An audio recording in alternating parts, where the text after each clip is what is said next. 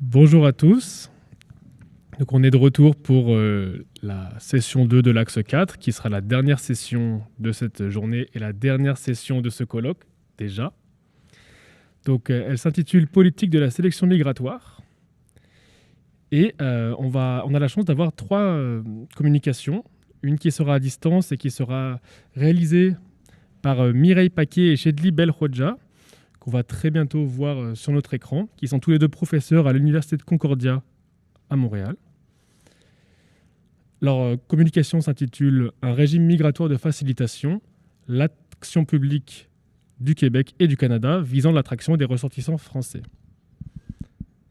La deuxième communication sera réalisée par Juliette Dupont, doctorante à l'Université de Montréal, en sciences politiques également, avec une communication qui s'intitule « Le visa Schengen, levier d'attractivité des touristes chinoises ». La délivrance des visas en Chine entre visa marketing et visa dumping. Et la troisième communication sera réalisée par Séverine Chauvel, maîtresse de conférences en sociologie à l'Université Paris-Est Créteil, avec une communication qui s'intitule « Les dispositifs de sélection des étudiantes et étudiants étrangères en France ».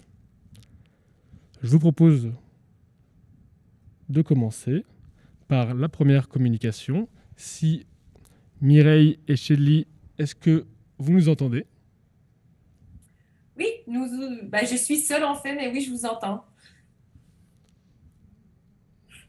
Alors on va augmenter le son parce qu'on ne vous entend pas très bien encore. D'accord. Et en Vous attendant, je m'entendez? vais passer le micro à Eve pour que tu présentes. Tu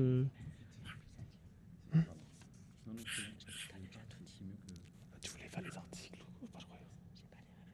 Ah, d'accord. D'accord.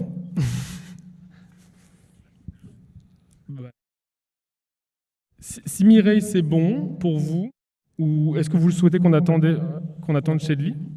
Non, en fait, je suis seule. Malheureusement, à cause du retard, mon collègue a dû quitter parce que nous sommes sur une autre plage horaire que vous. Donc, ce sera que moi. Vous avez ces plates excuses et il a écouté le colloque depuis le début. Vous m'entendez tous? On vous entend très bien. C'est nous qui D'accord. présentons nos excuses à votre collègue et on vous entend pour 20 minutes. Parfait. Je vais activer le partage d'écran. Si vous pouviez simplement me confirmer que vous voyez que tout va bien.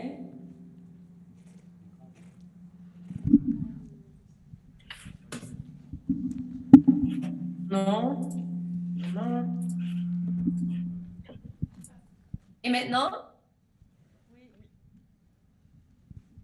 on voit? On voit très bien. D'accord, parfait. Donc, je commence. Donc, bonjour à tous. Il me fait plaisir aujourd'hui d'être avec vous virtuellement. Nous, Chélie et moi, avions espéré jusqu'au dernier moment pouvoir me joindre à vous en France. Mais bien sûr, c'est assez compliqué de pouvoir voyager et de maintenir nos responsabilités d'enseignement et de recherche à Montréal. Donc, aujourd'hui, je vais vous présenter des résultats préliminaires d'une enquête que nous menons, Shedley et moi, en collaboration avec des collègues, Christophe Trenel à l'Université de Moncton, ainsi qu'Antoine Mazot-Houdin, qui est chercheur postdoctoral chez nous. Cette enquête porte sur la croissance de l'immigration des Français, des ressortissants français vers le Québec et le Canada depuis le début des années 2000. Nous sommes des politistes et donc nous nous intéressons à cette question de l'immigration. Surtout pour des raisons liées à l'action publique. Et donc, pour avoir écouté un peu les interventions depuis le début du colloque, j'espère que notre perspective, qui est vraiment statocentrée et beaucoup moins peut-être ethnographique, ne sera pas trop choquante pour vous. Et j'ajouterai une deuxième chose, c'est que nous parlons et nous écrivons de notre position de politiste en Amérique du Nord, où le vocable immigrant est pas nécessairement problématisé de la même façon que ce peut l'être dans certains dialogues publics en Europe. Donc, je vais utiliser de façon un peu alternative là, le terme immigrant, mais pour vous dire que c'est pas vu comme quelque chose de nécessairement péjoratif. Donc, de quoi on parle quand on parle de cette nouvelle vague d'immigration française vers le Québec et le Canada? Bien, on parle depuis 2000 de presque 1000 ressortissants français, citoyens français qui se sont installés de façon, 100 000, excusez-moi, citoyens français qui se sont installés de façon permanente au Québec et au Canada, et de près de 500 000 ressortissants français qui se sont installés au Québec et au Canada de façon temporaire. Donc, on parle quand même d'un groupe considérable de personnes. Bien sûr, on peut le concevoir comme étant un mouvement d'immigration privilégié. Bien sûr, parce que les personnes qui décident de s'installer au Québec et au Canada en provenance de la France, bien, sont des personnes des privilèges associés à une immigration nord-nord et bien sûr des droits de mobilité qui sont sans pareil si on les compare avec d'autres immigrants acceptés par le Québec et le Canada. Mais ce qui nous intéresse en particulier dans ce projet-là, c'est que ce sont aussi des personnes qui sont privilégiées en tant qu'immigrants par l'action publique du Québec et du Canada. Donc, ils sont présentés par ces gouvernements comme étant des immigrants idéaux en raison, bien sûr, de leurs compétences linguistiques, en raison de ce qui est vu comme leur capital culturel similaire à celui de l'Amérique du Nord francophone. Mais bien sûr, on ne peut pas le nier aussi, bien que ce n'est pas officiel, en raison de leur absence disons, de la perception d'absence de racialisation et ou de marqueurs liés à la religion. Donc, notre projet vise à complexifier la réalité de cette immigration qui est souvent perçue comme étant idéale et de rendre compte des trajectoires des personnes qui décident de s'installer au Québec et au Canada en provenance de la France. Et aujourd'hui, en particulier, ce que je vais vous présenter, c'est une communication qui défend l'importance de mobiliser une perspective beaucoup plus structurelle dans l'analyse des migrations privilégiées, en particulier des migrations entre pays du Nord global. Dans le projet, nous appliquons cette perspective au cas particulier qu'on considère comme étant un cas extrême, celui du binôme entre la France et le Québec-Canada. Et basé sur une première phase de terrain avec des entrevues avec des acteurs actifs dans la mobilité et dans le support de la mobilité des ressortissants français au Québec et au Canada, nous allons décrire les contours et l'opération de ce qu'on appelle un régime de facilitation de la mobilité transatlantique. Ce régime, il inclut des dispositifs étatiques et des acteurs qui génèrent des privilèges migratoires et qui baissent encore plus les obstacles à la mobilité pour ce groupe précis-là, les ressortissants français, si on le compare à d'autres groupes qui s'établissent au Québec et au Canada. Et ce que je veux mettre de l'avant, c'est que la prise en compte de ce régime-là permet de mieux contextualiser les décisions de ces migrants-là et leur expérience de départ, d'installation et même de retour vers la France. Et dans le cas de la migration des Français vers le Québec et le Canada, on propose que penser en termes de régime de facilitation de la mobilité permet de dépasser des analyses qui sont foncièrement et souvent uniquement agentielles, ou pour utiliser l'anglicisme agency, donc qui focalise vraiment sur les décisions individuelles et l'agentique individuelle, ou encore des analyses qui se focalisent sur les généralités liées aux liens historiques, linguistiques ou culturels entre ces deux sociétés-là. Plus largement, notre démonstration aujourd'hui illustre l'importance de conceptualiser le rôle de l'action publique dans la facilitation des migrations et non pas de se limiter à l'étude des dispositifs coercitifs ou restrictifs dans les analyses de l'action contemporaine des États dans le domaine migratoire. Et là, en particulier, je pense vraiment à l'importance de penser au rôle de facilitation de l'État dans les mobilités privilégiées, au-delà de ce qu'on a souvent pensé comme étant des régimes de facilitation du travail, par exemple, ce qui se passe aux Philippines ou au Vietnam, par exemple. Donc, de quoi est-ce qu'on parle quand on parle de l'immigration des ressortissants français au Québec et au Canada? J'ai certaines données et je vais me focaliser sur le cas du Québec parce que près de 80% des ressortissants français qui s'installent au Canada s'installent au Québec. Et donc, on peut voir ici que, bon an, mal an, il y a à peu près 000 personnes qui s'installent en provenance de la France, qui s'installent au Québec de façon permanente, donc sur la base d'un permis de travail ouvert et avec l'ensemble des droits sociaux à l'exception de la citoyenneté. Mais en réalité, l'expérience de l'immigration française vers le Québec et en particulier une immigration qui est beaucoup plus temporaire. Donc, ce sera des gens qui vont entrer par le biais de permis de travail temporaire. Donc, c'est la ligne bleue ici. La ligne rose est une ligne pour les permis permanents. Donc, on voit que c'est entre 10 000 et c'est de 10 000 et 30 000 personnes par année qui s'installent de façon temporaire en provenance de la France vers le Québec.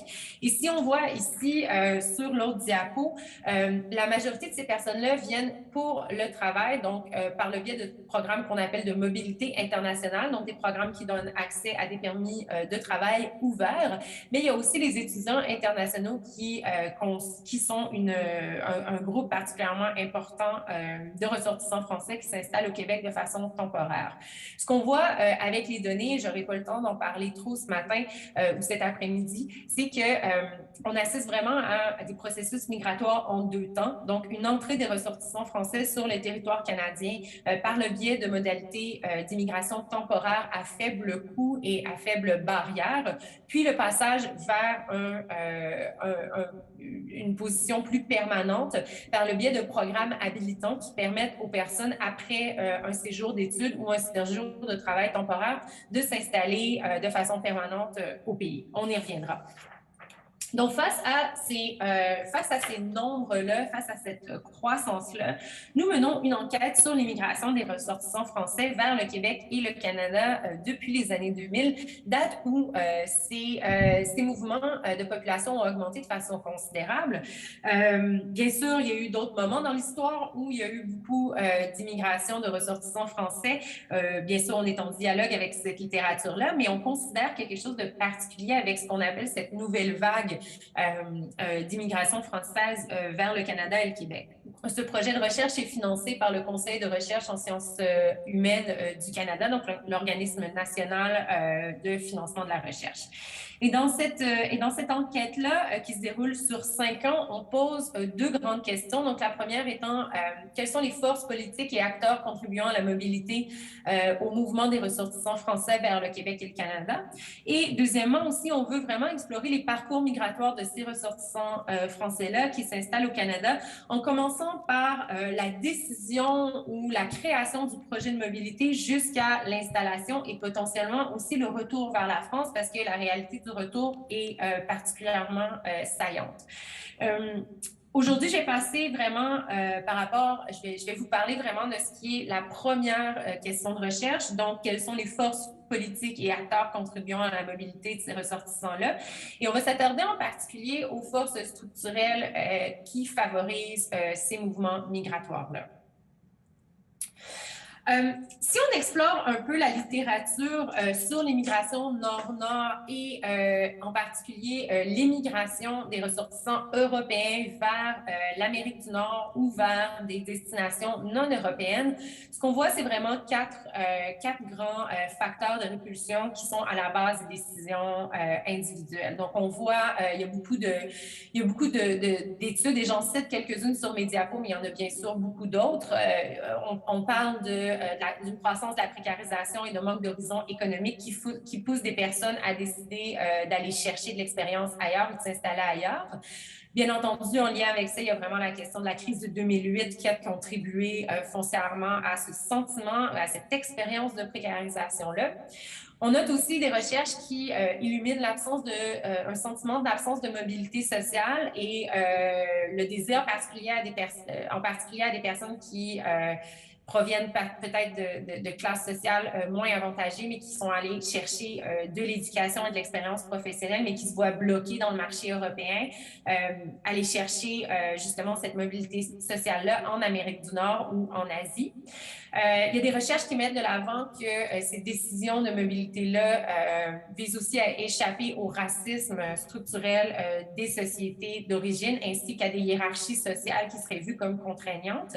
Et il y a aussi tout un groupe de littérature, de recherche qui met de l'avant des idéaux de réalisation de soi dans la recherche d'expériences de mobilité-là. Et donc, bien entendu, je pense que c'est évident que ce sont des facteurs qui sont importants dans les décisions migratoires des ressortissants français qui souhaitent s'installer au Québec et au Canada. Mais ce qu'on note, nous, en tant que politistes, c'est, bien, premièrement, bien sûr, on me dit qu'on ne peut pas me voir. Donc, je ne sais pas si on peut voir ma présence. On dit sur YouTube qu'on ne voit que... ouais, OK. Donc, c'est réparé. Donc, je continue. Me voilà. Donc, ce qu'on note, nous, en tant que politistes, justement, c'est vraiment l'absence de l'État et aussi, bien sûr, ce qu'on note comme étant une certaine surestimation de la liberté de mobilité dans les études. Donc, ces études-là vont tendre à se focaliser sur l'expérience des individus, leur motivation, mais on parle rarement des politiques migratoires à proprement parler, de choses aussi simples que d'aller chercher un visa et aussi de la façon dont les choix de destination sont potentiellement affectés par des opportunités liées à l'action étatique et ou à des politiques migratoires.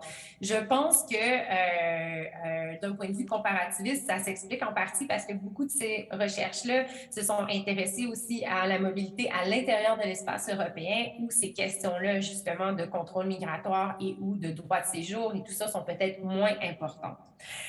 Donc, on s'intéresse, nous, particulièrement à la question de, ben, est-ce que, justement, ce n'est que agentivité individuelle? Est-ce qu'il n'y a pas de la structure, finalement, dans tout ce processus-là?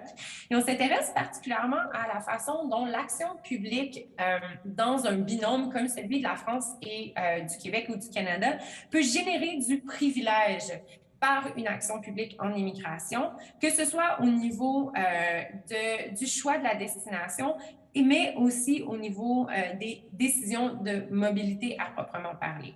Donc, pour rendre compte potentiellement de cette structure-là qui pourrait faciliter ou contribuer à la mobilité nord-nord, nous avons développé un concept synthèse dans nos travaux qu'on appelle le concept de régime de facilitation de la mobilité. Donc, c'est un concept synthèse parce que c'est un concept qui est issu d'un dialogue entre cette littérature-là sur l'immigration nord-nord des ressortissants européens, mais aussi la littérature ou la notion de régime migratoire qui est présente dans plusieurs travaux en études migratoires et en études sur les contrôles migratoires. En particulier, je peux vous pointer vers les travaux de Anna Boucher et Justin Guest qui ont publié un livre très intéressant sur le sujet en 2018, mais aussi les travaux sur les régimes de mobilité. Ici, on pense bien entendu aux travaux classiques de Glick, Schiller et Salazar, où là, c'est pas tant question de contrôle migratoire en particulier, mais bien plus de penser aux infrastructures qui permettent le mouvement entre différents territoires. Et donc, nous avons créé ce concept synthèse-là de régime de facilitation de la mobilité pour mettre de l'avant une analyse qui se focalise sur les dispositifs de gouvernance ou un ensemble de dispositifs de gouvernance qui inclut des institutions et des acteurs publics et privés qui facilitent la mobilité entre deux ou plusieurs pays.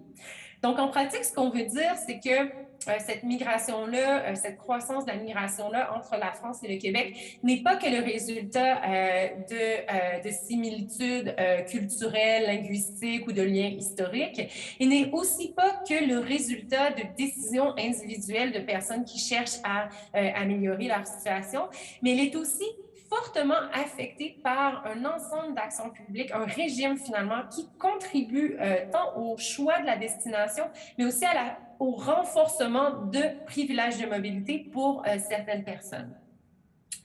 Donc, ce qu'on dit finalement, c'est que ce dispositif-là génère des occasions de mobilité et organise la mobilité entre la France et le Canada. On montre aussi que ce régime-là contribue au maintien et à l'augmentation de flux migratoires entre la France et le Québec, ce qui génère une cumulation, mon Dieu, je le dis toujours en anglais, mais cumulative causation, donc qui renforce finalement le nombre de personnes qui s'installent par le biais de réseaux. Ce dispositif-là aussi participe à l'émergence de symboles et de référents culturels associés à la mobilité entre la France et le Québec, ce qui, encore une fois, renforce l'idée du Québec et du Canada comme Eldorado pour un groupe particulier de personnes en France.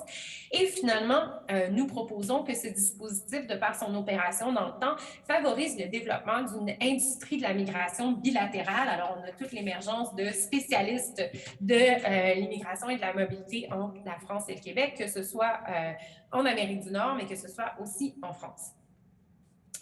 Donc, notre recherche dans la première phase s'est intéressée vraiment à documenter les acteurs et les institutions de ce régime de facilitation de la mobilité-là. Et aujourd'hui, je vous présente de façon extrêmement synthétique le résultat de cette étude-là, qui est basée sur des entretiens semi-dirigés avec des acteurs actifs dans le soutien de la mobilité, qui sont des acteurs actifs de ce régime-là, donc des fonctionnaires, représentants d'État, des organisations actives dans le domaine de la mobilité, des associations au service des immigrants et des ressortissants français, ainsi que des firmes et des acteurs privés, que ce soit des banques, mais aussi, bien entendu, des employeurs.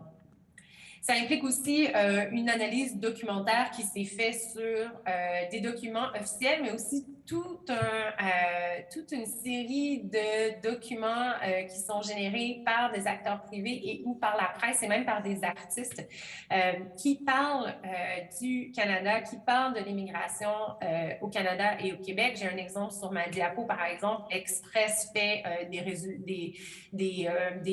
numéros spéciaux de façon annuelle sur s'installer au Canada, comment le faire, où on peut aller travailler, ce qui se passe. Donc, si ça vous intéresse, je peux vous envoyer le lien après ma présentation. C'est particulièrement intéressant. Et c'est aussi une période d'enquête où nous avons effectué des observations non participantes dans le cadre d'activités de recrutement en France. Donc, on pense en particulier à ce qui s'appelle les Journées du Canada, qui sont des foires de recrutement et d'information qui sont organisées à Paris à chaque année, qu'ils l'étaient en personne. Maintenant, elles sont en ligne. À Port-de-Charenton, où des candidats à l'immigration vers le Canada peuvent aller rencontrer des représentants étatiques ainsi que des employeurs pour vraiment préparer ce qui est présenté comme un projet d'expatriation. Donc, ce que je vais faire dans les prochaines diapos, c'est finalement vous présenter un peu ce qu'on a identifié comme étant les institutions et les acteurs de ce régime de facilitation de la mobilité-là. Et je vais vous présenter des listes et je vais vous parler un peu de comment est-ce que l'ensemble de ces institutions-là... Mireille, excusez-moi. Oui? Il vous reste 2 minutes à peu près. OK, parfait. Super, merci. Qui génère, excusez-moi, des possibilités d'immigration. Donc, je vais aller vite, excusez-moi, mais j'avais mal compris le temps qu'on avait. Donc, premièrement... on ne veut pas vous couper non plus, hein, vous pouvez... Non, mais est-ce qu'on avait 20 minutes ou... Excusez-moi, j'ai mal compté. On avait effectivement prévu 20 minutes, mais... Si vous avez besoin de 25 minutes, par exemple, il n'y a aucun problème. Non, il n'y a pas de souci, c'est bon. Je termine rapidement. Donc, on a mis de l'avant dans notre communication qu'il y a un ensemble, premièrement, d'institutions étatiques qui sont particulièrement importantes dans la facilitation de cette mobilité-là, que ce soit les ministères, les délégations et les missions diplomatiques. Et ce qu'on documente finalement, c'est que ces acteurs-là ont un rôle de promotion active de l'offre de mobilité, offre du soutien aux candidats et offre dans certains cas aussi un soutien financier pour certains parcours migratoires. Ici, nous avons des affiches et des présentations, là, de genre de trucs de promotion qui sont générés. Deuxièmement, et je pense que c'est important de le noter, au sein même du régime migratoire du Canada, les systèmes de sélection ainsi que des programmes d'immigration particuliers génèrent des privilèges linguistiques et limitent les barrières à l'entrée temporaire pour les candidats français et génère aussi une facilitation du passage au statut permanent, ce qui fait que, et je pourrais y revenir dans la période de questions, là, mais ce qui fait finalement qu'on voit vraiment une discrimination positive basée sur une discrimination positive indirecte basée sur le pays d'origine, finalement.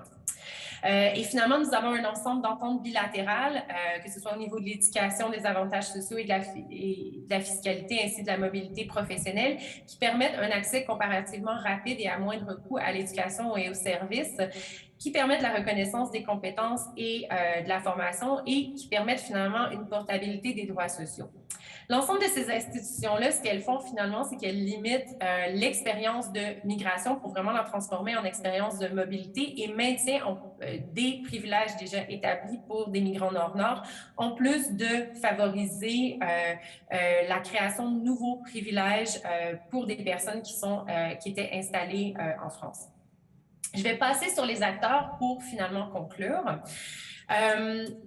Donc, ce qu'on met de l'avant dans la recherche, c'est finalement qu'on voit vraiment l'opération d'un régime de facilitation de la mobilité comme une structure affectant les choix des migrants privilégiés et comme structure finalement au sein de laquelle l'agentivité de ces personnes-là se réalise, que ce soit au niveau de la promotion de la mobilité et du choix de la destination, que ce soit au niveau de la diminution des obstacles à la mobilité pour des candidats déjà privilégiés à l'échelle mondiale en raison de leur statut de blanc européen. On voit aussi que ce régime favorise le renforcement d'une image du ressortissant français comme étant un immigrant idéal pour le Québec et le Canada. Et finalement, ce qu'on voit aussi, c'est que ce régime de mobilité-là, ou ce régime de facilitation de la mobilité-là, tend à être aussi une structure d'opportunité pour les ressortissants français qui souhaitent à gagner ou à regagner d'autres privilèges. Et pour la suite de notre étude, ce qui nous intéresse particulièrement, c'est d'aller voir ce qui est l'expérience individuelle de ce régime tout au long du parcours, parce que quand on dit facilitation, on ne veut pas nécessairement dire facilité, donc il n'est pas nécessairement vécu de façon simple et facile, ce mouvement-là ou cette mobilité-là. Donc, comment est-ce que l'individu vit ce régime-là? On est intéressé à savoir comment est-ce que ce régime de facilitation-là façonne l'évolution de l'identité des personnes mobiles, se penser en tant qu'expatriés versus se penser en tant qu'immigrants, ainsi que la perception du projet de mobilité. Et finalement aussi, comment est-ce que ce régime-là, qui génère des attentes considérables et vend une certaine idée du privilège en Amérique du Nord, finalement crée un décalage considérable entre les attentes et les réalités une fois que les ressortissants français sont établis en Amérique du Nord. Merci.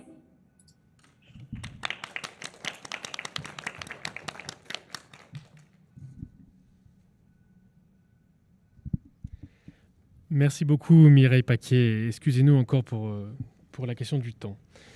Je vais passer maintenant la parole à la personne qui va discuter aujourd'hui ce dernier panel, Ève Bantman-Massoum, qui est chercheuse à Toulouse 2, docteur à l'EHESS et américaniste, pour introduire la communication de Juliette Dupont. Bonjour à tous. Donc, je vais présenter brièvement Juliette Dupont, puis lui passer la parole. Donc, vous êtes doctorante en sciences politiques à l'Université de Montréal. Et vous m'entendez mieux ? Donc, doctorante en fin de thèse à l'Université de Montréal en sciences politiques. Vous avez déjà publié un article dans Politique européenne et vous avez un article à apparaître prochainement dans Migration Société. Et donc, je vous cède sans transition la parole. Merci beaucoup. Donc, je pense bonsoir. Est-ce que je vais parler plus fort, mais est-ce que ça passe en ligne ? Très bien. Merci beaucoup pour cette introduction. Donc, effectivement, en tant française doctorante au Québec, je pense que je viens d'être très bien introduite par la présentation de Mireille Paquet juste avant. Merci beaucoup aux organisateurs et organisatrices de ce colloque. C'est vraiment un plaisir d'avoir la chance de se retrouver en présentiel pour une fois. Et donc, j'apprécie particulièrement. Et merci aux personnes qui sont restées jusqu'à ce panel bien tard dans la journée. Et donc, n'hésitez pas à me faire des petits signes si je ne parle pas assez fort. Je me ferai un plaisir de crier dans le micro. Et donc, ma présentation ce soir, elle est davantage du point de vue de la régulation de la mobilité d'une population ciblée comme désirable, et ce qui permettra de s'interroger en fait sur le privilège éventuel. Et ma présentation, donc intitulée... Ah oui, est-ce qu'on voit mon PowerPoint? Excusez-moi, je n'avais pas vérifié. Donc ma présentation qui s'intitule « La délivrance des visas Schengen en Chine entre visa marketing et visa dumping », elle s'inscrit dans ma thèse de doctorat qui porte sur la différenciation de l'accès à la mobilité à travers une comparaison de la délivrance de visas Schengen en Algérie, où l'usage est davantage restrictif, et la Chine, où je vais le discuter ce soir, la mise en œuvre est beaucoup plus tournée vers l'attractivité. Parfait, donc on voit très bien. Donc peut-être pour rappeler ce qu'est le régime de visa Schengen, puisque ce n'est pas forcément quelque chose avec lequel tout le monde est familier. Donc depuis 1995 et l'instauration d'un espace de libre circulation entre les pays de l'espace Schengen, ces pays ont également adopté une politique de visa commune pour tous les courts séjours de moins de 3 mois, pour des motifs de tourisme, d'affaires ou encore de visites familiales et amicales. Donc cette politique commune, elle repose sur une liste commune des nationalités qui sont exemptées de visa Schengen, donc vous les voyez en vert sur cette carte, et des nationalités qui sont en fait soumises à cette obligation de visa Schengen pour voyager sur le territoire des pays membres de l'espace Schengen. Et donc déjà rien qu'à travers cette carte, la distribution en fait du privilège de la mobilité à l'échelle internationale, elle ressort de manière assez nette, avec les pays du Nord global privilégiés et les pays du Sud global dont la mobilité est entravée par cette obligation de visa, même si dans ma thèse je montre qu'il y a des différences en fait à l'intérieur de ces pays soumis à l'obligation de visa. Les procédures sont harmonisées dans un règlement européen, le code visa, mais qui est mis en œuvre de manière assez souple, et je vais en parler également aujourd'hui, par les consulats nationaux. C'est-à-dire qu'un visa Schengen donne accès à tout l'espace Schengen en théorie, mais il reste délivré par des institutions nationales, par exemple le consulat français, le consulat espagnol, etc., selon des intérêts parfois qui peuvent être nationaux. La littérature sur le visa, elle insiste surtout sur sa dimension sécuritaire, c'est-à-dire son utilisation pour lutter contre le risque migratoire. Le risque migratoire, c'est une construction, mais qui cherche où une personne chercherait à s'installer sur le territoire européen par le moyen d'un visa temporaire. Et donc, l'évaluation des dossiers sert à contrôler ce risque-là. Donc la littérature sur le visa insiste beaucoup sur cet aspect, mais toutefois, il y a une autre dimension propre au visa qui ressort, une logique alternative depuis les années 2010, qui est une fonction d'attractivité touristique, c'est-à-dire non plus seulement mettre le visa au service de la lutte contre l'immigration irrégulière, mais au service de l'attractivité touristique et de la croissance économique, plus largement. Et donc, dans mon travail, moi, je m'intéresse à un public en particulier qui est ciblé par cette logique d'attractivité touristique, qui sont les touristes de nationalité chinoise. Les touristes de nationalité chinoise, pardon. Et en fait, c'est assez intéressant, et je ne vais pas le faire en détail aujourd'hui, mais dans ma thèse, en fait, je reviens sur toute la conversion du cadrage des mobilités chinoises, comme surtout au prisme de la clandestinité dans les années 80-90, cette figure repoussoire du sans-papier, qui a été en fait estompée, progressivement mise de côté, avec l'émergence au début des années 2000 d'une classe moyenne enrichie chinoise qui commence à voyager à l'étranger, à dépenser son argent à l'étranger, et surtout qui est aussi, il faut le souligner, qui est autorisé par le régime chinois à se déplacer, puisque, par exemple, avant 2004 et la signature d'un accord dit de destination de statut autorisé avec l'Union européenne, les touristes chinois ne pouvaient pas se rendre en Europe, et le faisaient sous couvert de délégations professionnelles. Donc, comme pour reprendre un petit peu l'expression de Mireille Paquet tout à l'heure, il y a une diplomatie de la mobilité bilatérale qui rentre aussi en compte là-dedans. En 2012, la Chine devient la première nationalité en dépenses touristiques. Et en fait, dans un contexte après la crise économique, où l'industrie touristique est résiliente mais quand même touchée, en fait, les acteurs économiques commencent à mettre à l'agenda l'idée que les obligations de visa sont quand même un obstacle à la croissance à la venue de ces touristes chinois en Europe. Et donc se met progressivement en place l'idée qu'il faut aménager l'obligation de visa Schengen pour ne plus la rendre seulement comme un obstacle et permettre d'encourager malgré tout, malgré cette obligation administrative, le tourisme en Europe. Et donc c'est là qu'on va se développer des mesures de visa marketing, dont un exemple est en 2014, donc le ministre des Affaires étrangères français, Laurent Fabius, qui, je le souligne, en fait, au moment de sa nomination, avait récupéré aux Affaires étrangères le portefeuille du tourisme, qui autrefois était soit entre le commerce, soit à Bercy, donc c'est pas anodin non plus. Et donc à l'occasion du cinquantenaire des relations diplomatiques entre la Chine et la France, il annonce une mesure de visa marketing qui est le visa en 48 heures destiné aux demandeurs de visa chinois, puisque le code visa, donc le texte européen qui régule la délivrance des visas Schengen à l'étranger, prévoit un délai généralement de 15 jours qui était parfois dépassé, qui faisait l'objet de plaintes, trop de lenteur, trop d'incertitudes. Et donc, en annonçant, s'engageant à les délivrer en 48 heures, c'est comme un message un petit peu commercial envoyé à ce public de touristes chinois.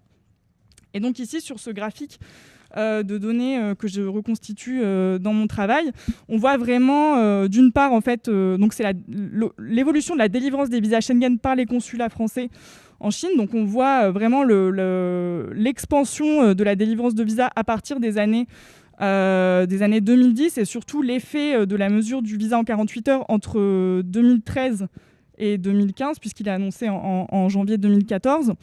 Et aussi, ce qu'on voit sur ce graphique, c'est le taux de refus des demandes de visa des demandeurs chinois qui baisse, qui est autour de 5-6% en 2019, alors qu'il est en moyenne entre 10 et 15% pour les autres nationalités. Et par exemple, dans le cadre de ma thèse, en Algérie, le taux de refus en 2019, il est de 45%. Donc en fait, c'est un petit peu une visualisation statistique des différences entre les nationalités et du relatif privilège qui peut être accordé aux demandeurs de visa chinois. Et donc, en fait, tout ça nous amène à un paradoxe, puisqu'on a un instrument initial de contrôle migratoire qui est détourné pour faire de l'attractivité touristique. Et en fait, dans cette présentation, l'objectif, c'est un petit peu de se demander comment cela se traduit localement sur le terrain lors de la mise en œuvre et comment ces pratiques en fait, d'attractivité touristique au niveau des consulats, elles oscillent entre le visa marketing, c'est-à-dire qui va consister à jouer sur les règles de délivrance pour faire la promotion de sa destination, et le visa dumping qui va être davantage de la transgression de ces règles pour gagner en compétitivité. Et donc pour mon approche méthodologique, c'est une enquête de terrain que j'ai menée pendant 2 mois en 2019 à Pékin, durant laquelle j'ai fait une trentaine d'entretiens semi-dirigés avec le personnel du consulat français à Beijing, mais aussi d'autres consulats à Schengen, pour vraiment saisir un petit peu ce contexte de compétition entre les destinations, avec également des usagers, des demandeurs de visa, des opérateurs du secteur touristique, et aussi les dirigeants des centres prestataires à qui on a délégué l'accueil des demandeurs de visa. J'y reviendrai. C'est aussi accompagné de visites ethnographiques au consulat et chez le prestataire. Et donc, dans ce papier, je vais présenter 2 exemples empiriques de cette course à l'attractivité et de ciblage en fait, des demandeurs chinois comme des demandeurs de visa chinois comme consommateurs, à travers la concurrence entre les offres des prestataires et la course au délai de délivrance.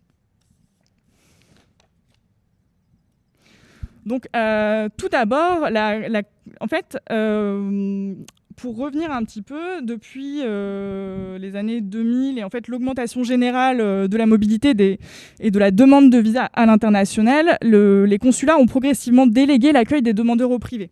N'ayant plus les ressources architecturales, humaines, financières, etc., de recevoir le public dans les murs du consulat, ils ont délégué cette mission d'accueil du public, de prise de leurs empreintes biométriques à des opérateurs privés. Donc on considère environ, par exemple pour la France, qu'environ 80% de la demande de visa elle est externalisée à des prestataires. Les consulats restent les seuls à prendre des décisions sur les dossiers et les frais de service sont intégralement à la charge du demandeur. C'est un marché qui est quasiment monopolistique. On a 3-4 concurrents qui se le partagent. VFS Global qui est le premier et TLS Contact qui est pas très très loin derrière. Et ce qui est assez intéressant, donc il y a eu quelques recherches là-dessus en industrie migratoire. Et par exemple, Federica Infantino, dans sa thèse sur la délivrance des visas au Maroc, elle étudie cette délégation au privé en fait comme une délégation du blâme. En fait, on va déléguer le sale boulot de l'accueil, la fonction de tri et de dissuasion des demandeurs de visa. On l'écarte du pouvoir décisionnaire pour le déléguer au privé. Et en fait, en Chine, c'est une logique inverse qui est mise en place puisque, au contraire, le prestataire est utilisé dans cette fonction d'attractivité. Et là, en fait, je compare deux stratégies de visa marketing complètement différentes que j'ai pu observer en Chine. Donc la première, c'est celle du consulat français. Le centre prestataire, donc qui est TLS Contact, est situé dans un centre commercial en plein centre-ville de Beijing qui est vitré, qui accueille que des enseignes haut de gamme, le luxe, Tesla, des bijouteries, etc.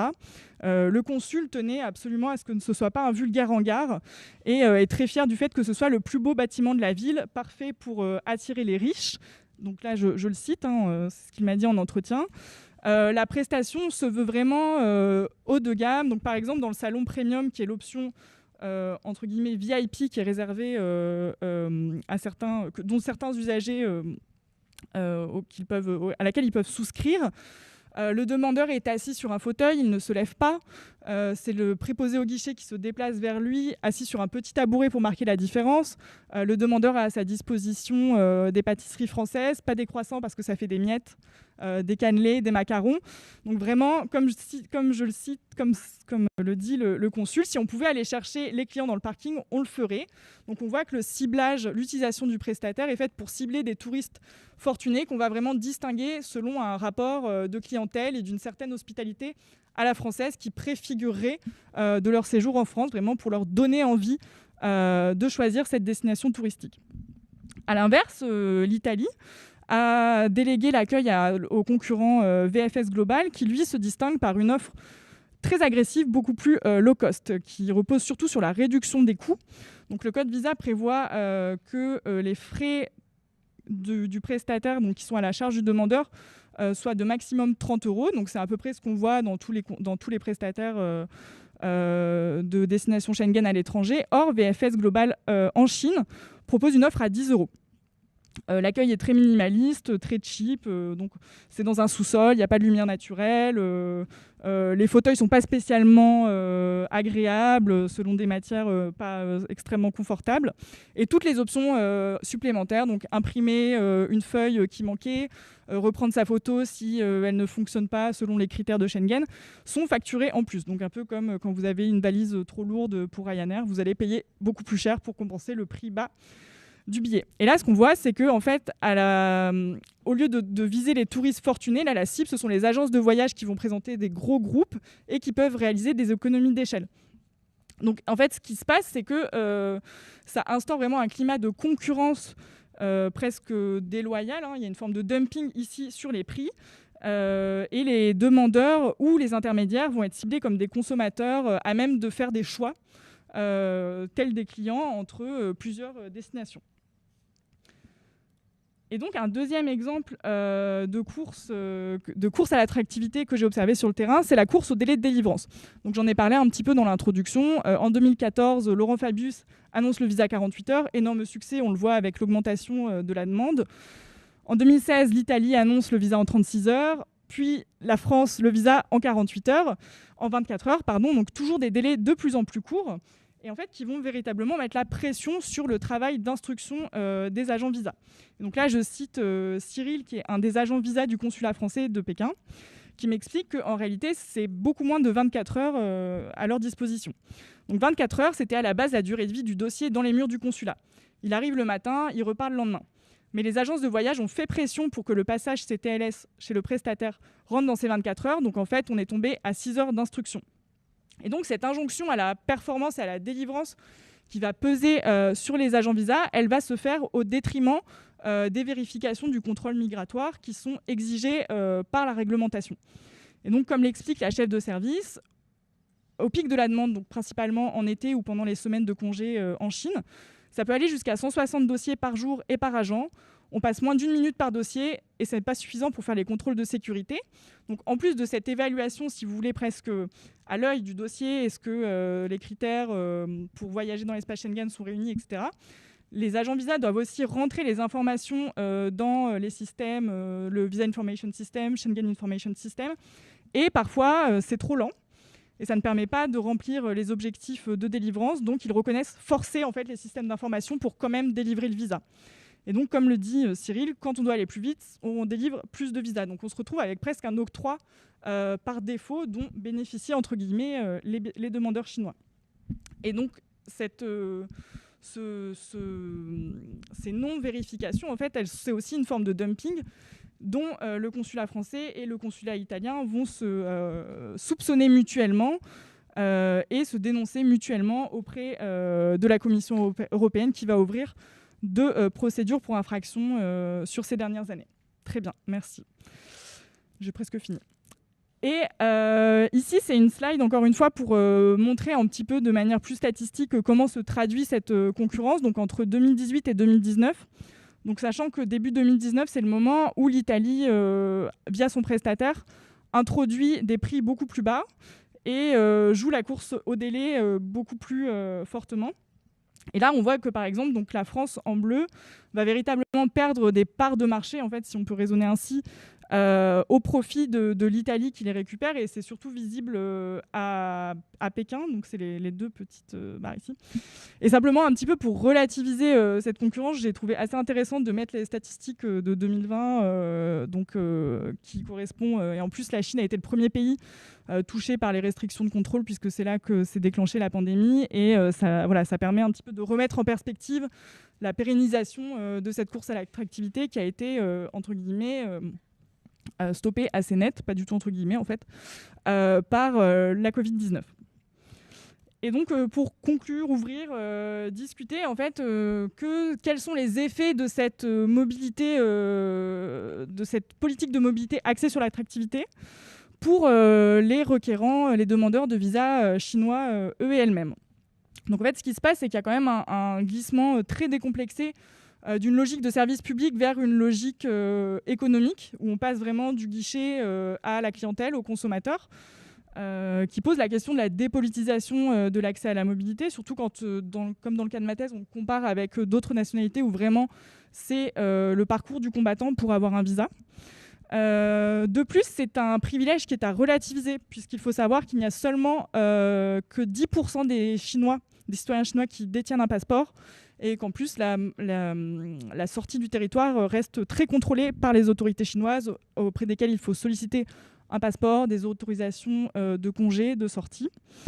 Et de plus, même d'un point de vue géographique, on voit que c'est seule la partie côtière de la Chine où se concentrent toutes les richesses, où on va trouver des consulats, on va trouver des centres où déposer des visas. Donc vraiment, il y a une distribution très inégale de la mobilité au sein du groupe national chinois. Et aussi, ce que j'ai constaté sur le terrain et dont je voulais parler brièvement dans le cadre de ma présentation, c'est comment cette politique de visa marketing, voire de visa dumping, elle génère chez les agents visa une forte dissonance cognitive avec leur mission de lutte contre le contrôle migratoire et qui va entraîner chez certains vraiment une forme de résistance et de réaction contre en fait, cette logique économique diplomatique qui va à l'encontre de leur mission. Donc pour Cyril, les services de l'économique de l'ambassade ont des dollars dans les yeux, ils sont aveugles de l'enrichissement chinois, ils ont une méconnaissance sociologique de la Chine et surtout des flux migratoires et des éventuelles filières qui pourraient, selon eux, profiter de cette ouverture de la politique de visa. Et ça passe notamment par des réactivations du soupçon de faux tourisme envers certains profils douteux, voire une disqualification des touristes de classe moyenne contre lesquels les agents visa ont des conceptions souvent très péjoratives même si celles-ci ne se traduisent pas par des refus de visa. Mais c'était quand même important d'en tenir compte. Et je vais m'arrêter ici. Merci beaucoup.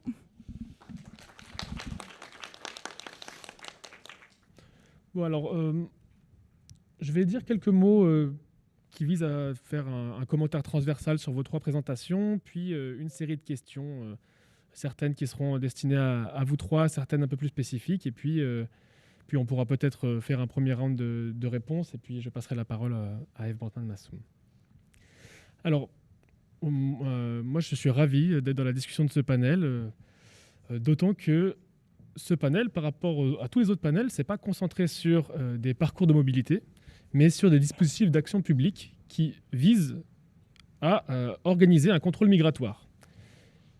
Et on s'attendait à avoir plus de propositions sur ces thématiques en annonçant l'appel, et finalement, là, on est très content d'avoir pu monter un panel dessus. Ce que vos dispositifs ont en commun, malgré leurs différences, c'est qu'ils ne contrôlent pas vraiment le fait migratoire par la répression, mais plus par la promotion, l'attraction et la formulation d'un privilège pour des catégories définies de population.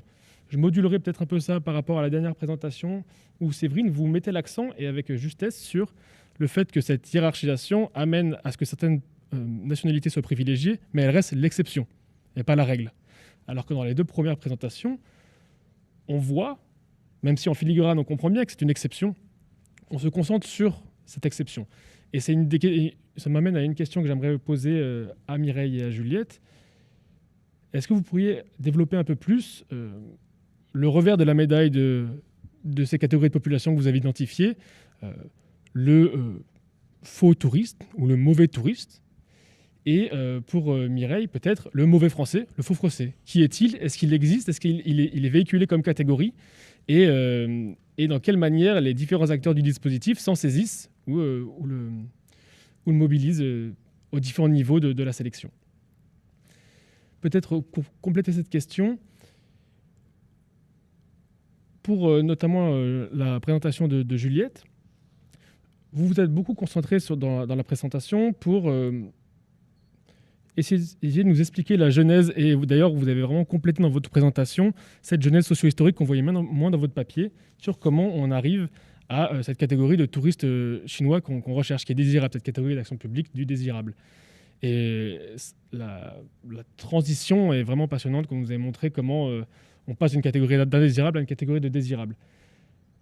Et vous mentionnez le fait qu'il y a toute une série d'acteurs purement privés qui participent à la sélection de ces profils.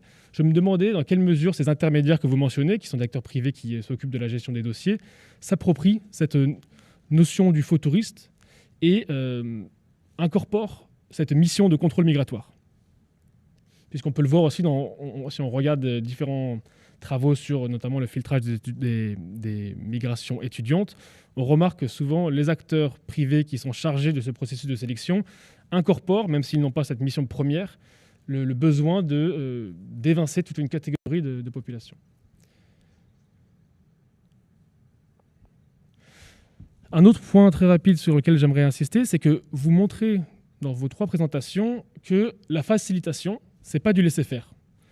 Ça demande une organisation sur le long terme, un cadrage législatif, un travail administratif important, des intérêts économiques, c'est soutenu par une volonté politique. Et parfois, vous le mentionnez notamment Juliette, c'est réalisé à rebours des injonctions dominantes autour du risque migratoire. On arrive au point où des agents se sentent encombrés dans ces contradictions d'injonctions, ces injonctions contradictoires, et ne savent plus s'ils doivent faire attention à repérer le potentiel migrant ou ouvrir les portes pour favoriser les échanges économiques. Ça m'a fait penser à 2 travaux, notamment des travaux de sociologie historique de la mondialisation, notamment un ouvrage de Saskia Sassen, La globalisation, une sociologie, où elle insiste sur le fait que ce qui apparaît comme un laisser-faire dans une économie mondialisée où l'État se retirait est en fait le résultat d'efforts très concrets d'État pour mettre en commun, créer une cohérence du droit, une cohérence des pratiques de régulation. Et ça renvoie également aux travaux sur la décharge initiés par Béatrice Hibou, qui vont être attentifs aux reconfigurations du rôle de l'État dans l'ère néolibérale. On voit bien ici que l'État, loin de s'effacer derrière ses acteurs économiques, se diffuse à travers eux en conservant des prérogatives de régulation.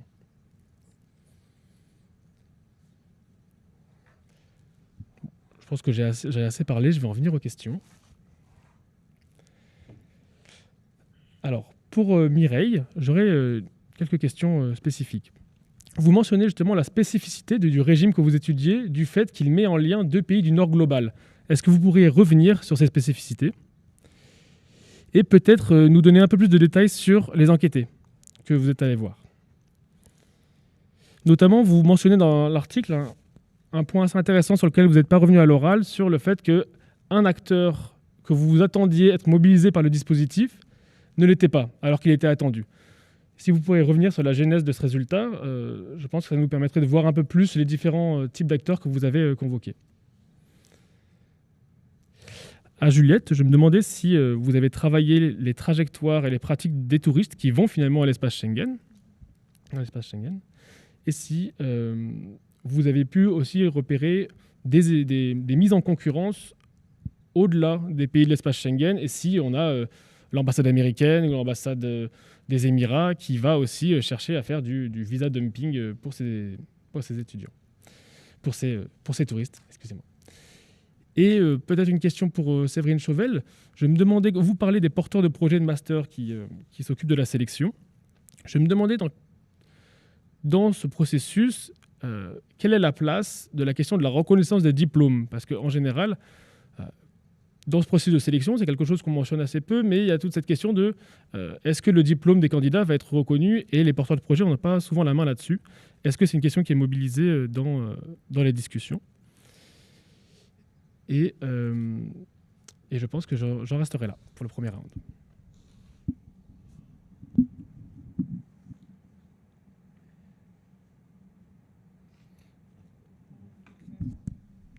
On n'a qu'à reprendre le même ordre. Effectivement, Mireille, si vous voulez commencer. Oui, parfait. Merci pour ces questions. J'irai peut-être sur... je commencerai avec le premier point que vous avez mis de l'avant, c'est-à-dire la question du mauvais français dans les dispositifs. C'est une question super intéressante qui était à la base de notre motivation à mener cette enquête, parce que ce qu'on voit, c'est vraiment un décalage important entre les représentations sociétales, les représentations culturelles, les représentations de la rue de cette immigration-là et de cet archétype du français-là qui est souvent à Montréal et au Québec présenté comme un maudit français, vous m'excuserez. Et c'est une représentation qui est souvent vue comme étant un peu négative, parce qu'on voit les Français comme étant difficiles, comme étant demandants, comme étant peut-être pas, comme n'acceptant pas les codes de la société québécoise et tout ça. Donc, on a une espèce d'ambivalence sociétale. Mais de notre côté, au niveau des dispositifs liés à la facilitation, ils sont vraiment représentés comme étant absolument parfaits, comme étant des migrants idéaux. Et donc ce qu'on a noté dans l'enquête, c'est que on a en fait confirmé un peu ça, c'est-à-dire que si on s'intéresse seulement aux dispositifs et aux institutions, mais le français, la française est vraiment vu comme étant un migrant potentiellement sans enjeu, comme une personne qui ne peut être qu'un bon immigrant. Par contre, quand on creuse un peu et qu'on commence à parler avec des acteurs responsables de la mobilité, en particulier des recruteurs, des personnes qui travaillent sur des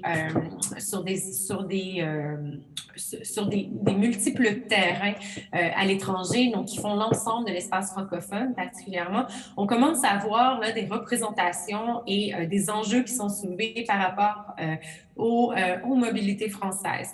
Il y a des enjeux par rapport aux attentes qui sont considérables. Donc, on nous dirait qu'il y a des bons Français qui viennent au Québec et au Canada de façon humble et qui comprennent qu'ils devront recommencer au bas de l'échelle versus des Français qui viendraient avec on dirait en anglais, là, des entitlements ou des attentes pour ce qui est d'être traité comme comme des personnes extraordinaires. J'exagère, bien sûr, mais c'est un peu là. Donc, le mauvais français, il n'est jamais présenté en termes sécuritaires, il n'est jamais présenté en termes d'anxiété culturelle ou d'anxiété linguistique, mais il est beaucoup plus représenté de façon informelle en termes de classe et en termes de comportements sociaux. Mais encore une fois, je tiens à réitérer, ce sont des représentations qui sont présentes chez les acteurs de façon plus informelle, mais vraiment pas dans les dispositifs. Et je terminerai peut-être là-dedans. C'est assez fascinant, en fait, si on s'intéresse à d'autres cas et s'intéresse plus généralement à la gouvernance de l'immigration, même dans un régime hautement facilitant comme celui du Canada, qui facilite aussi, bien sûr, la mobilité d'autres groupes. Il semble que ce groupe national-là soit vraiment unique dans cette représentation officielle qui est uniquement positive. Est-ce que je réponds à l'autre question que vous m'avez posée ou je laisse la parole aux autres? Je voudrais vous interroger bonjour sur un point. Il me semble quand même qu'il y a un critère qui est complètement intégré au dispositif de sélection et qui permet aussi de dessiner ce que serait un mauvais français. C'est peut-être un français qui parle mal français, puisque c'est un des critères de sélection voilà, qui revient souvent, parce qu'on est dans la stratégie de recrutement francophone. Et lors des foires de mobilité, il y a souvent donc, des séances d'information autour des tests linguistiques auxquels seront soumis les candidats français. Et une partie d'entre eux vont échouer, parce que leur niveau de langue n'est pas assez soutenu. Donc, à mon avis, c'est le seul critère sur lequel peut-être voilà, il y a une forme voilà, de classification des Français en mauvais français. Ce qui est particulièrement intéressant, donc je suis pas du tout en désaccord et c'est vrai qu'il y a ces tests-là. Par contre, ils sont rarement, comment dire, ils sont premièrement, les taux d'échec sont beaucoup plus bas que ce qui est représenté. Donc, je pense qu'il faut déjà lire la visibilité qu'on donne à ces échecs-là par rapport à un régime de facilitation. C'est-à-dire que cet échec-là intervient dans le cadre d'un processus où la mobilité est présentée comme étant absolument sans entrave. Donc là, tout d'un coup, il y a certaines personnes qui se voient limitées par un test de français, qui est souvent un proxy aussi pour d'autres éléments éducatifs et tout ça. Donc, oui, il y a ça, mais je vous dirais que si on regardait statistiquement le nombre de personnes qui sont affectées par ça, ben disons que j'aurais de la difficulté à le voir vraiment comme étant vraiment une entrave, là.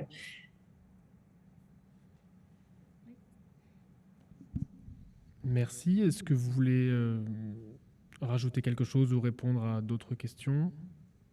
Oui, absolument.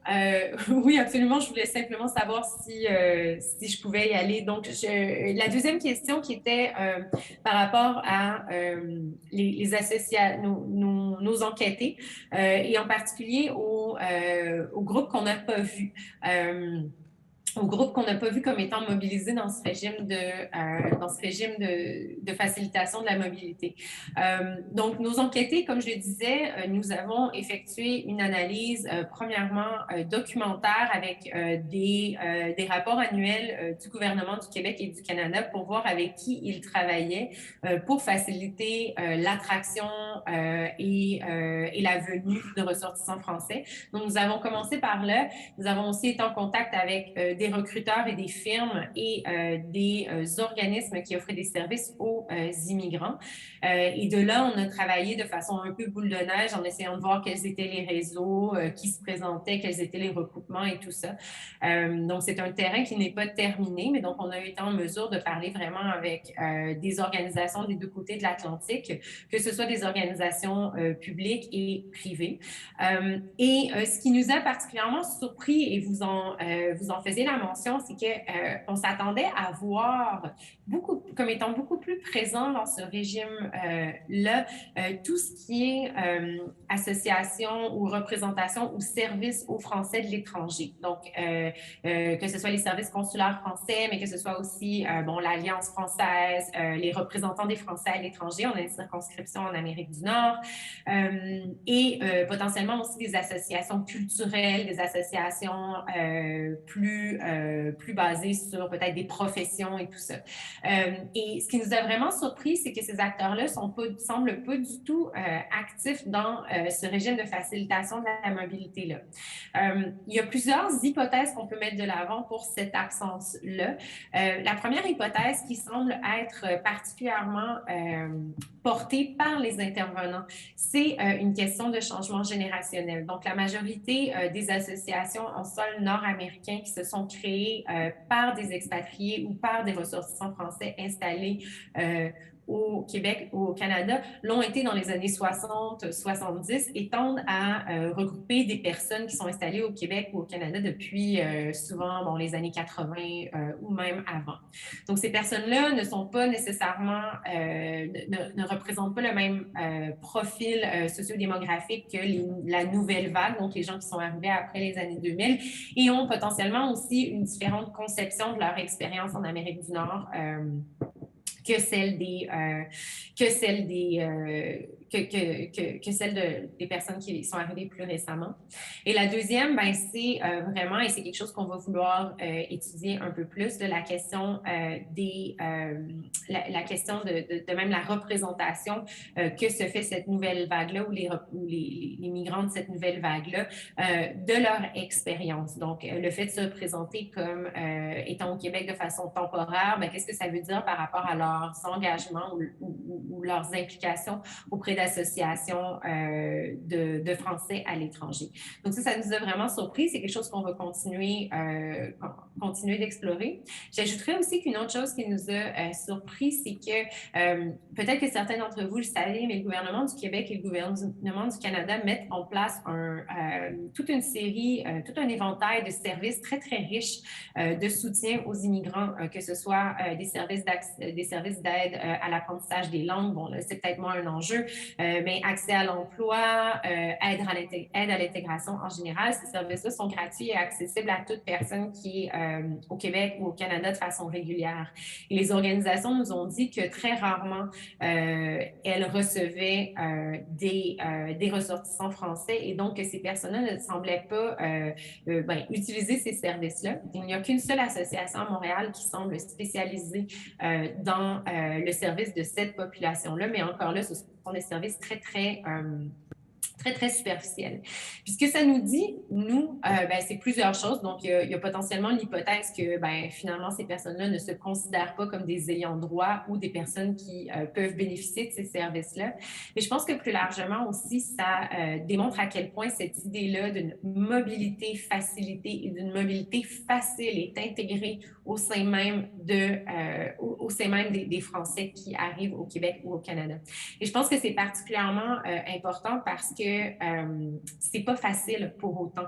Donc, malgré l'expérience de facilitation de la mobilité, malgré ce privilège de mobilité-là qu'on semble voir au point de vue structurel, une fois arrivés au Québec ou au Canada, il y a des problématiques importantes que ces personnes vivent, mais qui ne semblent pas être capturées, qui sont pas, je dirais pas capturés, mais qui ne semblent pas être en lien avec à la fois les services qui sont offerts aux immigrants de façon plus générale, mais qui ne semblent pas non plus être, que les individus eux-mêmes ne semblent pas être en mesure de traiter comme étant des enjeux liés à l'immigration, que ce soit choc culturel, que ce soit perte de position sociale ou encore problème d'insertion.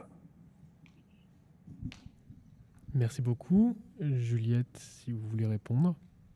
Merci beaucoup pour votre travail de discussion et vos questions. Donc, je vais essayer de répondre super rapidement à deux d'entre elles que j'ai sélectionnées, très arbitrairement.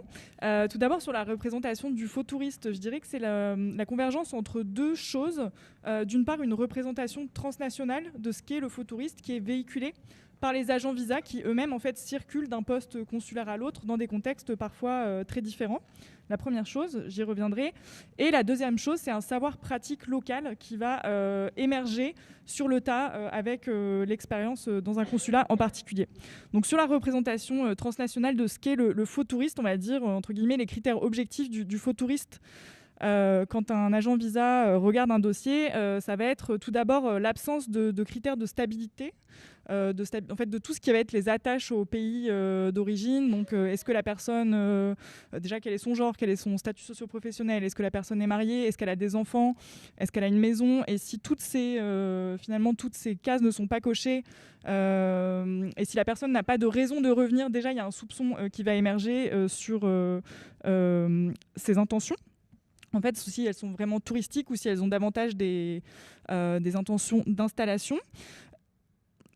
Il y a également la crédibilité du projet touristique. Par exemple, donc là, c'était plutôt dans mon autre terrain en Algérie, mais c'est des choses qu'on peut aussi entendre en Chine. Typiquement, je cite un agent, à quelqu'un qui veut faire du tourisme 3 semaines à Sarcelles, j'ai du mal à le croire.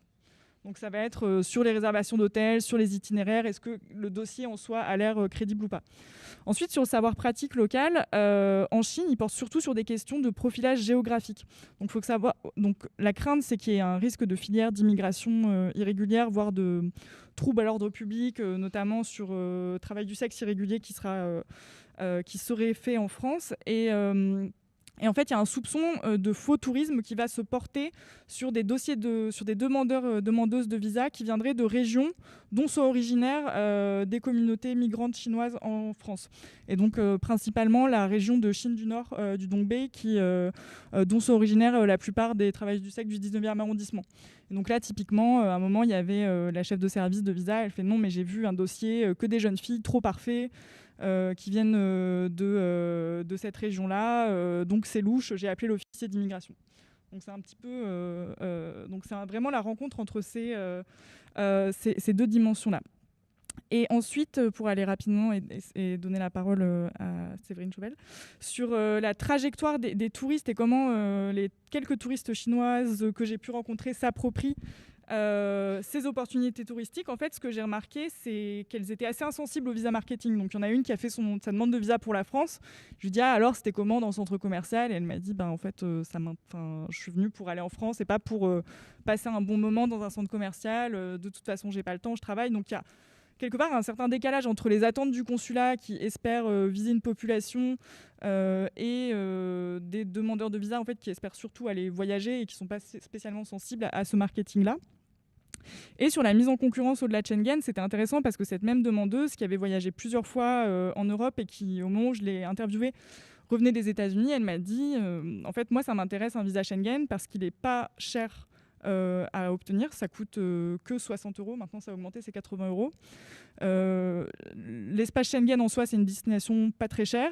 Et une fois que tu as un visa Schengen dans ton passeport et que tu veux demander un visa pour aller aux États-Unis, tout de suite, tu as l'air plus crédible et tu as plus de chances de l'obtenir. Donc, c'est pas vraiment une mise en concurrence, mais c'est comment, en fait, les touristes chinois, les potentiels voyageurs et voyageuses vont s'approprier ces possibilités pour élaborer des stratégies de plus forte crédibilité et de réalisation de leur mobilité touristique. Donc c'est un exemple que je trouvais assez intéressant, en fait, comment ça contribue à former une forme de capital international aussi.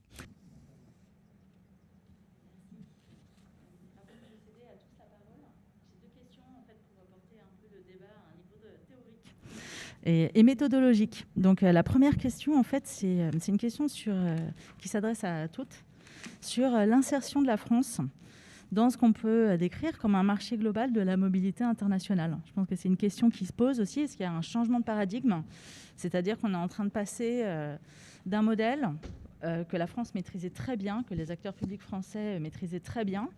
Et on est en train de passer. Nous sommes déjà à un niveau mondial passé à ce modèle-là. Et donc, la France a résisté. Et là, on sent, voilà, vous en avez parlé dans vos présentations, les changements qui ont été initiés lors de la présidence de François Hollande, les transformations en cours depuis la présidence Sarkozy du ministère des Affaires étrangères. Enfin, on pourrait continuer. L'absence d'acteurs français très actifs, en fait, dans le régime de facilitation de la migration, aussi avec le Canada. Tout ça, ça pointe quand même Voilà, vers cette question, comment la France s'insère-t-elle sur le marché global de la mobilité internationale ? Et puis une deuxième question méthodologique. Alors, je pense qu'il y a beaucoup de lecteurs d'Alexis Spire ici. Et Alexis Spire a aussi écrit un article sur... alors, je reprends l'expression. Sur l'enquête par contrebande. Où là, il parle en fait de la méthodologie qu'il a utilisée pour interviewer des comment est-ce qu'on dirait, voilà, des guichetiers, du personnel consulaire en fait pour avoir accès aux informations. Et je pense que c'est aussi sur ce genre de terrain un peu sensible une question qui se pose. Quel est l'accès que nous avons, nous, chercheurs, à l'information ? Comment est-ce qu'on fait pour enquêter ? Est-ce qu'on rencontre des résistances ? Et je pense que notamment le point de vue de Mireille Paquet sera précieux parce que je crois que la situation est très différente au Canada et je sais par ailleurs qu'elle collabore aussi avec, qu'elle organise, qu'elle fait partie des comités d'organisation de conférences organisées avec immigration, réfugiés et citoyenneté. Enfin, c'est l'équivalent du ministère qui gère, c'est le ministère qui gère l'immigration au Canada. Donc voilà, c'était une question méthodologique. Quel est notre accès à l'information ?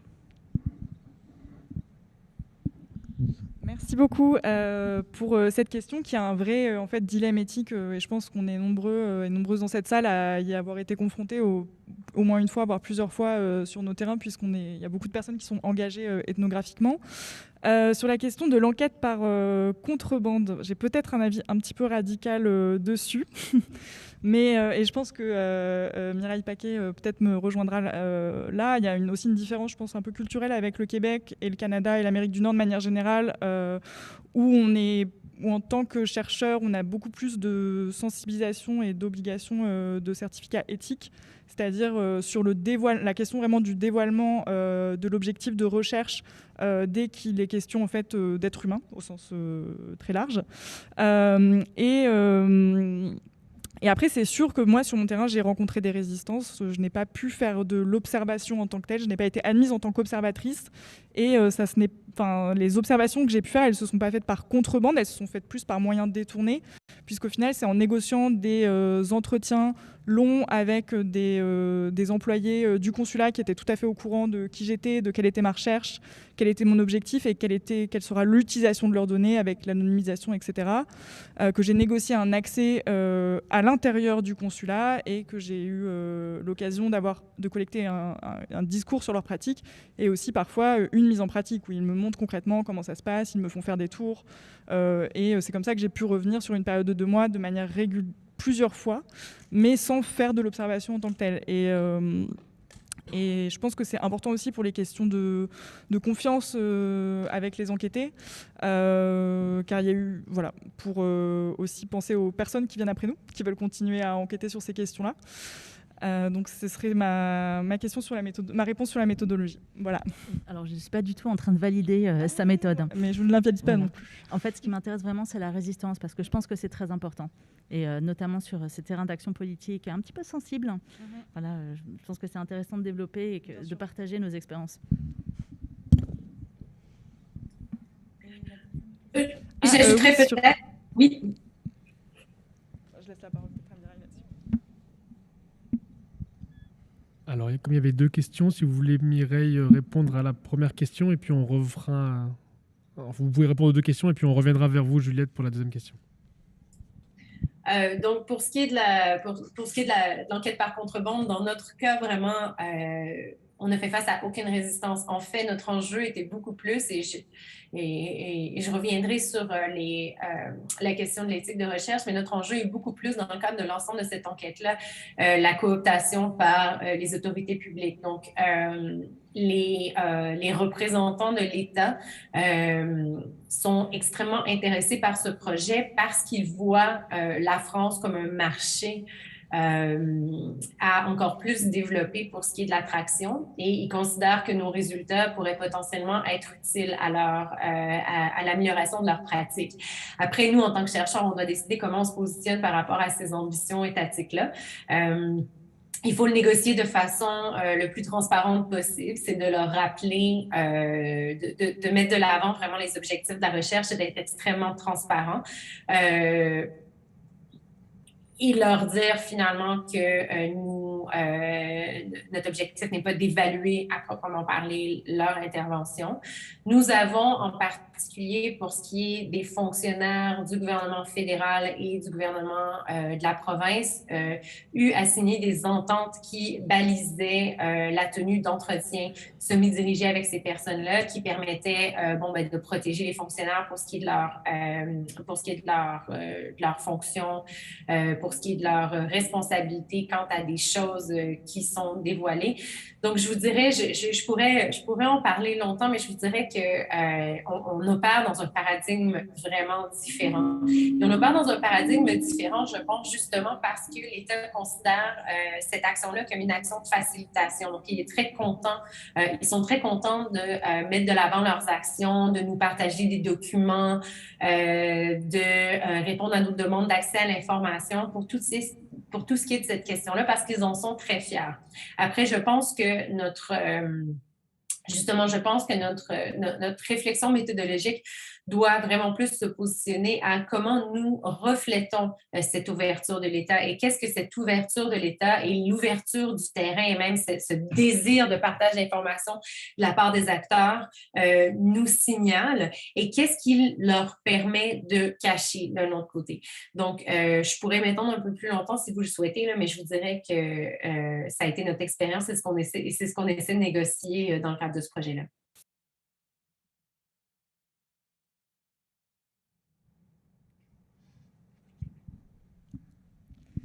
Et peut-être, si vous êtes encore avec nous, souhaitez-vous aussi répondre à la question sur l'insertion de la France sur le marché de la mobilité?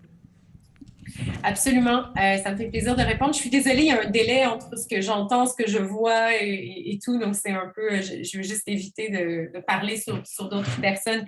Écoutez, nous, ce qu'on a noté, parce que l'enquête porte sur une vingtaine d'années, donc de 2000 à 2019, et effectivement, ce qu'on note, c'est vraiment une prise de position et un début de positionnement stratégique de la France sur ce marché de la mobilité-là. Je ne serais pas en mesure, parce que ça dépasse l'étape où on en est dans notre enquête, de vous dire exactement quelles ont été les forces qui ont soutenu ça.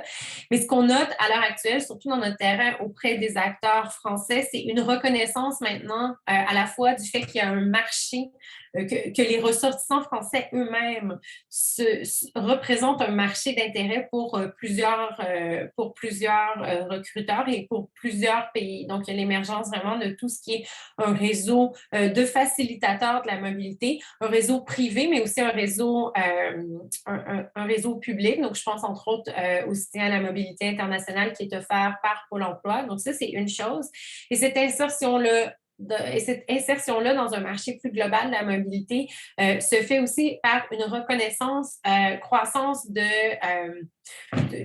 fait que, oui, la France est peut-être dans une position privilégiée auprès du Québec ou du Canada, mais que de plus en plus, ces sociétés-là tendent aussi à aller recruter de l'immigration francophone dans d'autres marchés, que ce soit la Belgique, que ce soit l'Afrique francophone, que ce soit la Suisse, mais aussi de plus en plus vers le Brésil et des régions d'Amérique latine où il y a beaucoup de locuteurs passifs du français qui sont en mesure de rapidement effectuer une intégration linguistique. Donc, il y a cette espèce de reconnaissance justement de la place du capital humain français à exporter, mais on est encore loin, là, si je le compare par exemple à ce qui se passe au Canada là, pour ce qui est d'une insertion totale là, dans ce marché-là.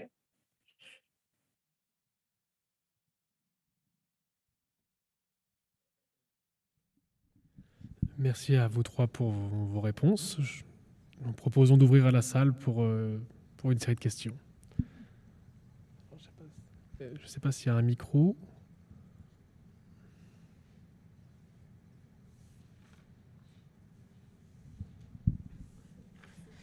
Merci beaucoup. Pour pouvoir laisser aussi la parole à d'autres, je vais juste cibler sur une question pour Mireille Paquet. J'avais commencé à un petit peu travailler, moi, à un moment donné, sur les visas vacances-travail, les Working Holiday Visa, et je sais que pour les Français, généralement, le Canada et l'Australie sont un peu les deux destinations privilégiées. Alors, on ne fait pas de la même manière, puisque le Canada, il y a un tirage au sort, si je me souviens bien. Est-ce que ces Working Holiday, enfin, je ne sais pas comment on les appelle au Canada, mais ces jeunes donc qui ont la possibilité de travailler et en même temps un visa qui est promu aussi sous l'angle du tourisme, généralement. Est-ce qu'ils sont comptabilisés dans ces travailleurs temporaires pour lesquels on a vu un graphique, ou est-ce que c'est encore un autre type de visa? Et est-ce que vous savez si, pour l'Australie c'est le cas en tout cas, c'est une politique de visa qui est là aussi en expansion, favorisée, etc.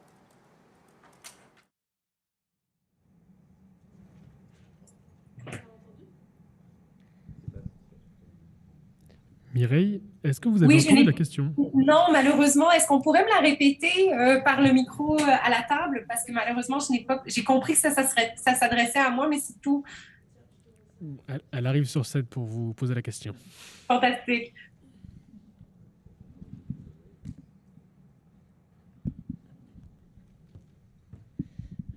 Bonjour, je vais faire plus rapide. J'avais une question sur les Working Holiday Visa, pour lesquels les Français sont souvent hésitants entre l'Australie et le Canada.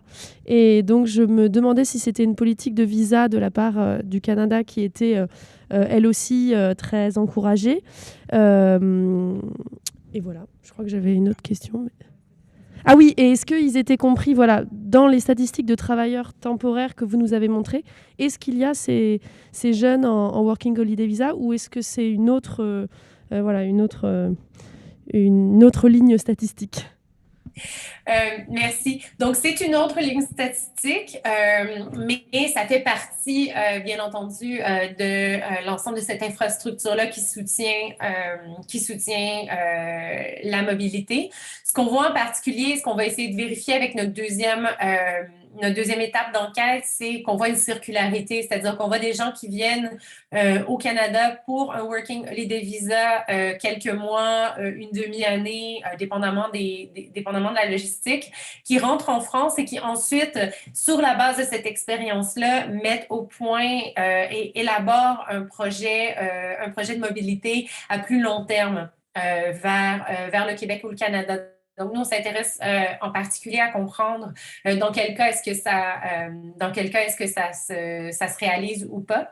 Et la question de la concurrence entre le Canada et l'Australie sur les visas est super importante. Premièrement, ça met de l'avant, ça fait un lien quand même important avec la présentation de Juliette Dupont, parce que ces deux pays-là, en général, pour les Working Holiday Visa, mais aussi pour toute une panoplie de visas, se font une concurrence considérable pour ce qui est des délais de traitement, mais aussi des spots, des espaces ouverts à différentes nationalités. Donc, on voit bien sûr cette concurrence-là se jouer aussi pour ce type de visa-là. En fait, ouais, je pense que c'est tout. Je m'arrêterai là, mais ça fait bien sûr partie de toutes ces expériences-là qui sont offertes et qui permettent de limiter les barrières à la mobilité. J'espère que je réponds à votre question.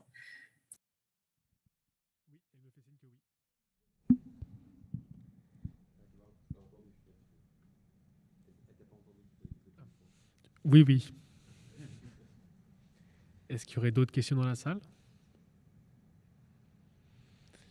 On a une autre question. Très bien, je vais l'écouter et la répéter.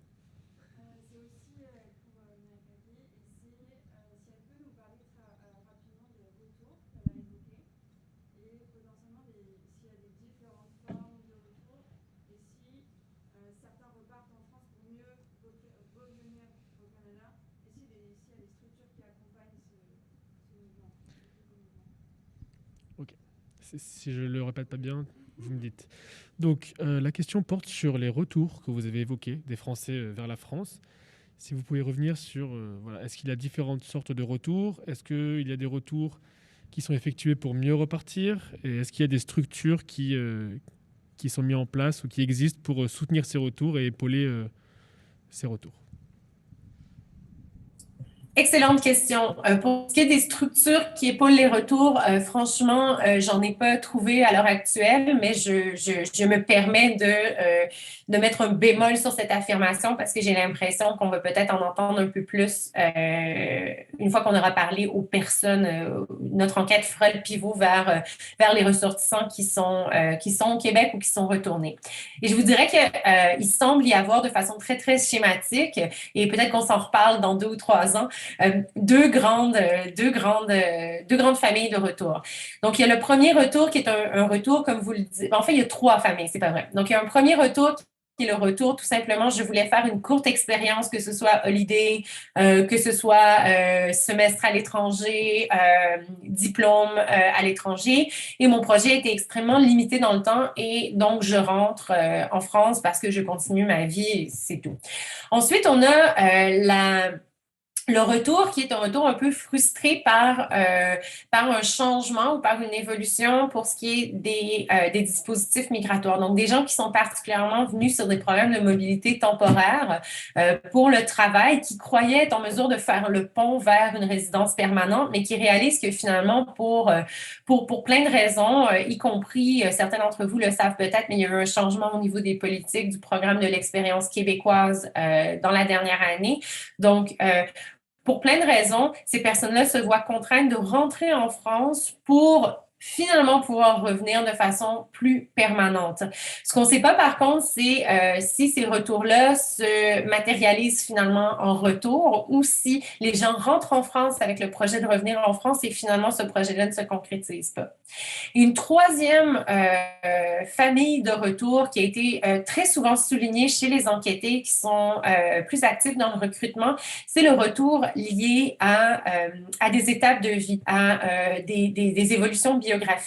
Donc, il semble qu'il y a plusieurs ressortissants qui s'installent de façon permanente au Québec et qui, à la suite d'événements particuliers, souvent la naissance des enfants ou la mort d'un parent, remettent en question leur projet d'installation permanente et rentrent en France. Et là, on parle de retour après une quinzaine ou une dizaine d'années, plutôt que des retours dans les 2 premières catégories qui seraient des retours très courts après quelques mois ou après quelques années. Donc, il semble que la question de la rétention ad vitam aeternam soit complexe, mais je pense vraiment qu'on ne peut pas traiter les retours tous de la même façon et ce sera quelque chose qu'empiriquement, on va aller valider dans les prochaines années.